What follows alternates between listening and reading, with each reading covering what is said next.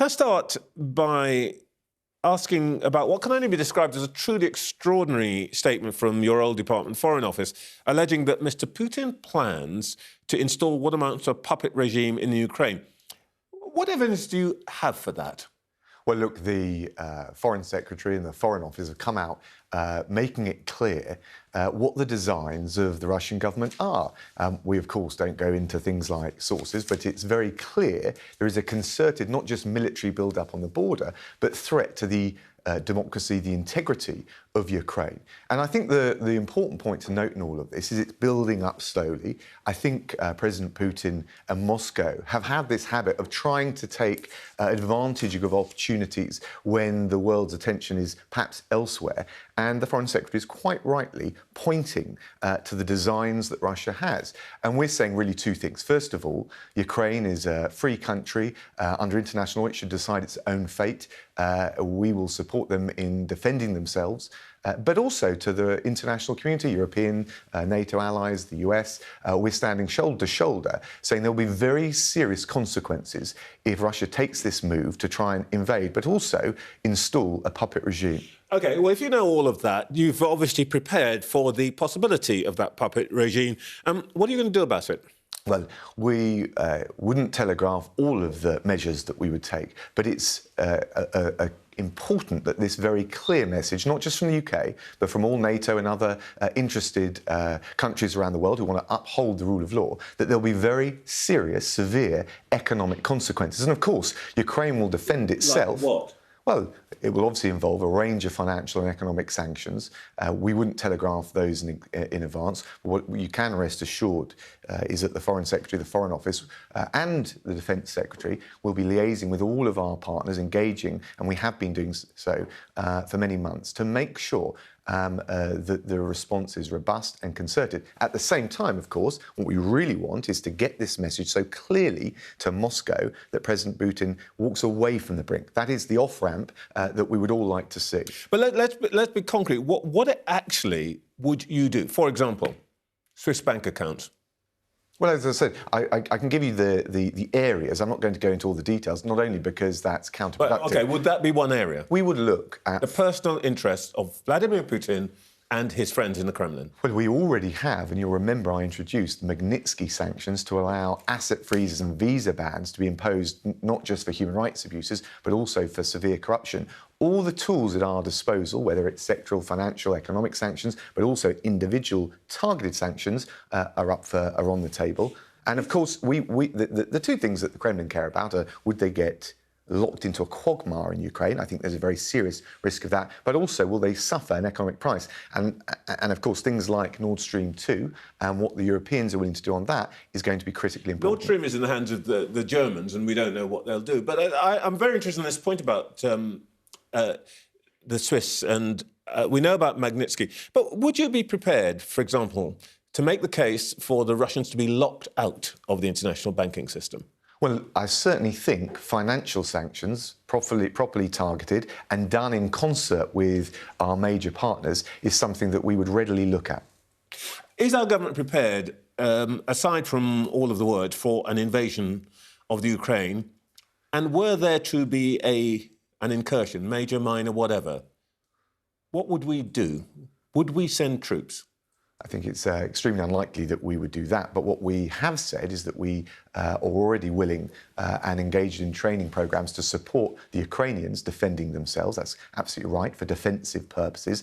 And secondly, as I made clear, we want to make sure that the economic cost to the Kremlin of doing so is sufficiently severe that they think twice. What we want, and the Americans are obviously engaged in the diplomacy, Liz Truss, the Foreign Office are as well.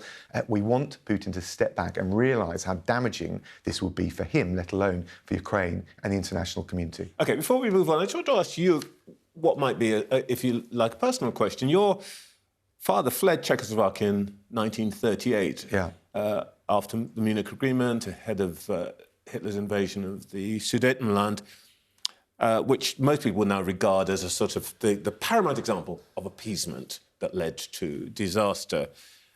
Can you understand why this morning people in Ukraine might welcome your words but still be absolutely terrified that they will mean nothing to Vladimir Putin?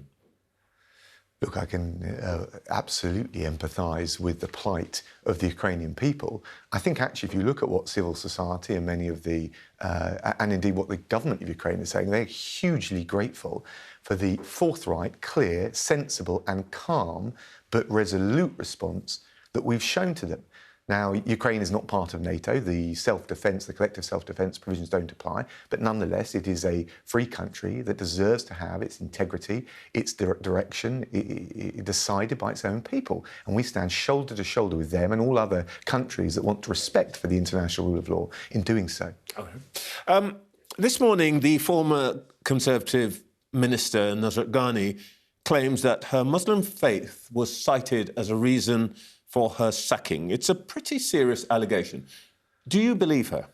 Well, look, I know Nuz, and I've looked at that allegation, seen what she's said. It is incredibly serious. Let me just be clear at the outset. We have absolute zero tolerance for any discrimination and any Islamophobia in the Conservative Party, and you'll be familiar with the review that was conducted by Professor Singh. Just on these specific allegations, it's very unusual, but the Chief Whip has come out and said the conversation concerned was with him, this is Mark Spencer, and he's categorically denied it in what can only be described as the most forthright and robust terms. Indeed, as you said, calling it defamatory. The one point I would note is that I think if there are any claims like this, they should result in a formal complaint which allows a formal investigation to take place. And as the Chief Whip has pointed out, Nuz hasn't made a formal complaint. She was asked to do so. This relates back to 2020. And in the absence of doing so, there will be no specific investigation into this. I get that, but you're a lawyer. You're used to forensics.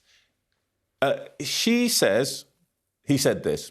He says, I didn't say it. They cannot both be right. Who do you believe? Yes, but I'm not going to get into that because I know it gives... Well, that's the point. Yeah, but so Trevor, as you know, what that gives is everyone a headline, whereas actually I want to tackle the issue. I think if there's any claim like this, a formal complaint should be made. And as the Chief Whip has said, that Nuz was invited to make a formal complaint. She still is able to do so. She hasn't yet done so. So I'm not going to start getting into impugning anyone's integrity. That's not the business I'm in. I'm in the business of zero tolerance for any Islamophobia. And a claim like this, as serious as it is, should be properly reported and then a proper investigation. OK, so if she makes the formal complaint, you would favour a proper investigation in the party? I think the Chief Whip made this clear back in 2020. All right.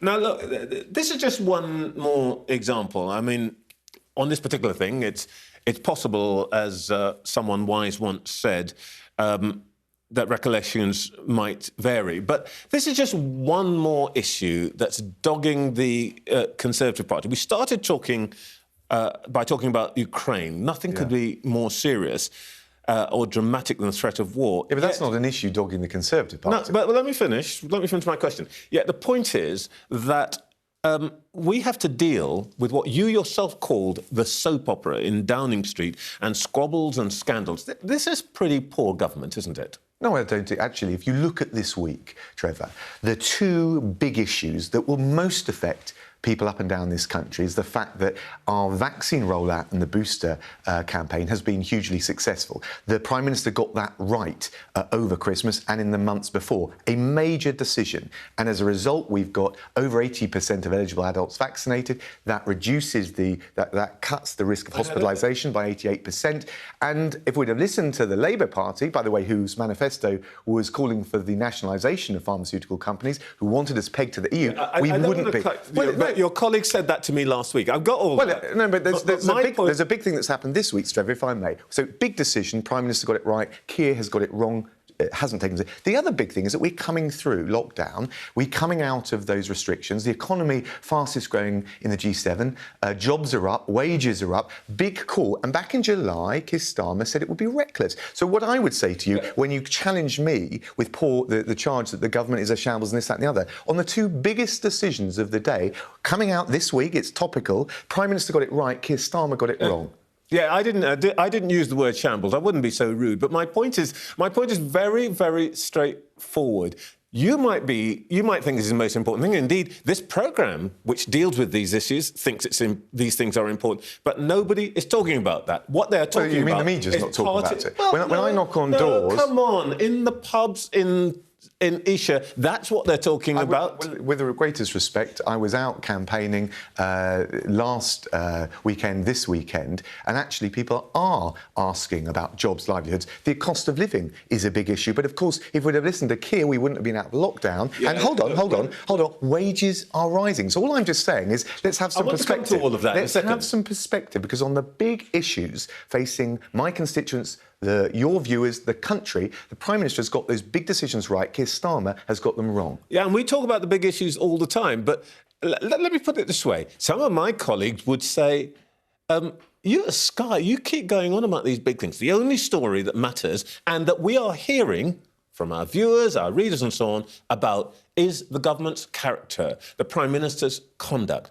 Let me put it to you again. Yes. I agree with you about these big issues. We buy all of that. The problem is that you're, as a government, paralysed because you can't get past... You have to keep saying, wait for Sue Gray, wait for that. You can't get past that issue yet. Well, let me answer that directly. So, yes, of course, it's a distraction. Yes, these are serious issues. Yes, Sue Gray must decide them in a very serious way. But I would say this week we've shown that we are dealing with the big issues, that we haven't been distracted because we're being able to ease up on the lockdown measures. That only happens because of the success of the vaccine rollout. That only happens because the Prime Minister held his nerve when others, including the Labour Party, were calling him to stay in lockdown measures.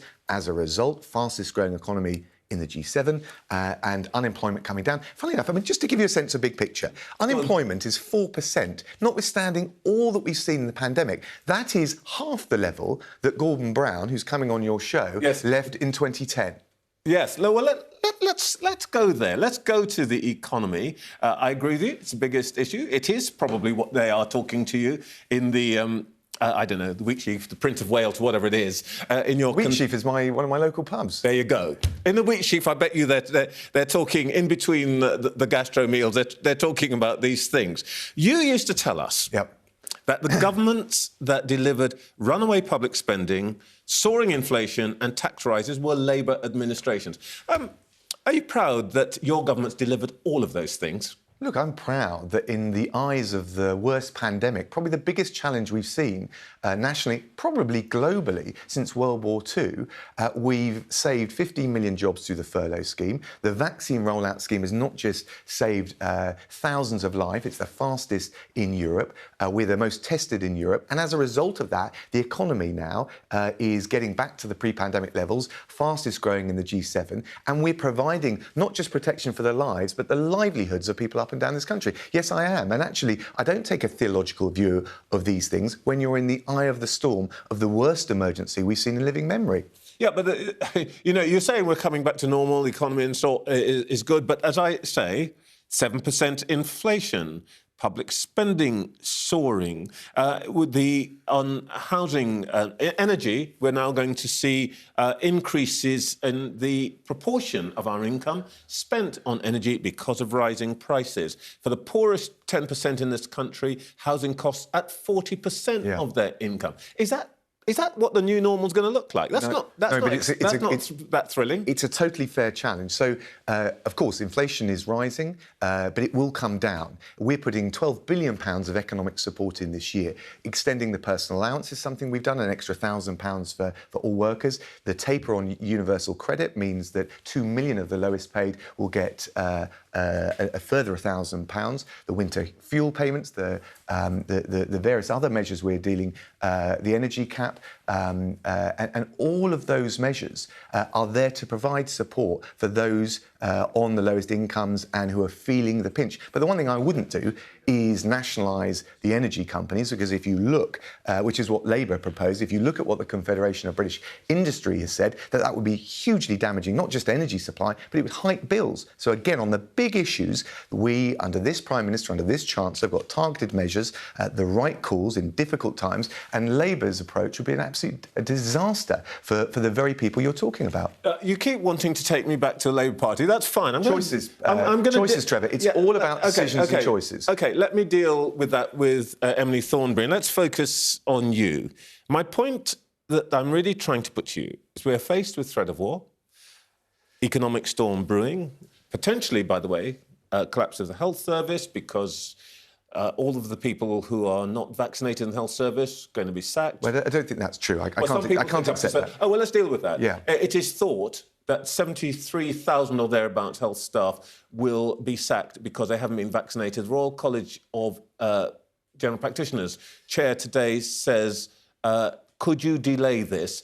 Yeah. Otherwise, health service is going to fall over. What are you going to do about that? So first of all, there's a huge package of support for the COVID recovery in the NHS. We've got 9 out of 10 NHS staff vaccinated. There's been a big push to encourage vaccinations.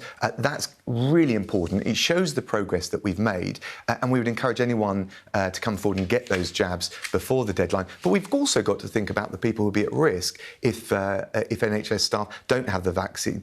And just on resilience, we've got almost 5,000 more doctors, almost 11,000 more nurses than we did in 2020, precisely to provide the support. So I'm afraid I just don't accept on the facts that challenge. All right. Well, look, before we finish, I must just come back to this point. You know, I've mentioned, I haven't mentioned Sue Gray too much because I know what you're going to tell me. We've got to wait for what she says and so on.